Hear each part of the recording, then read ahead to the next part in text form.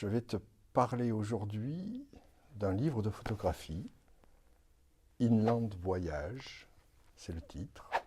C'est un photographe, Quentin Pruvot, qui a réalisé des séries de portraits, qui a fait pas mal de documentaires, qui est basé dans le nord de la France. Et ce livre-là, Inland Voyage, il est très intéressant parce qu'il part sur les traces d'un écrivain très connu, Robert Louis Stevenson,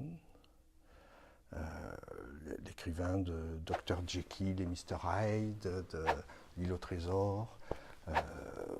Et puis, il a fait des ouvrages un peu d'aventure et de fantastique comme ça. Puis, il a aussi relaté des voyages qu'il a fait en France. C'est un écrivain écossais, Robert Louis Stevenson.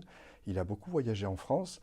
Il y a un des voyages qu'il a fait qui est tellement réputé que maintenant tous les randonneurs veulent partir avec leur âne et traverser les Cévennes. Et celui-ci, c'en est un autre de voyage qu'il a fait sur des rivières dans le nord de la France, la Sambre et l'Oise. Un voyage qu'il avait fait en canoë. Et donc Quentin Pruvot est reparti de ce récit de voyage. Il est monté sur son canoë et il a parcouru les rivières de la Sambre et de l'Oise avec son appareil photo.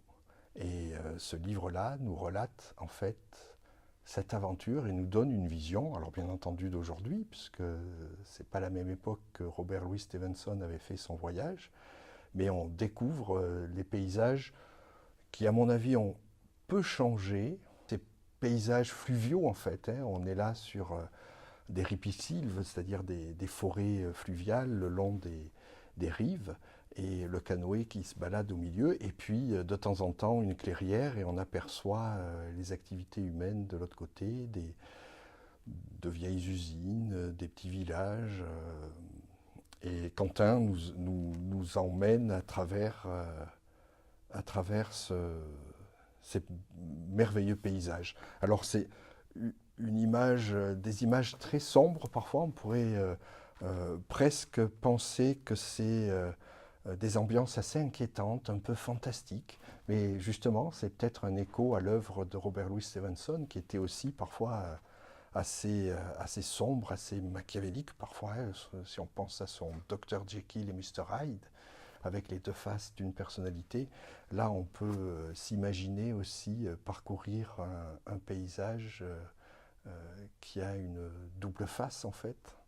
Et donc, on voit ces images. Et les personnages qu'il a rencontrés aussi, quelques personnages qu'il a rencontrés au cours de son périple.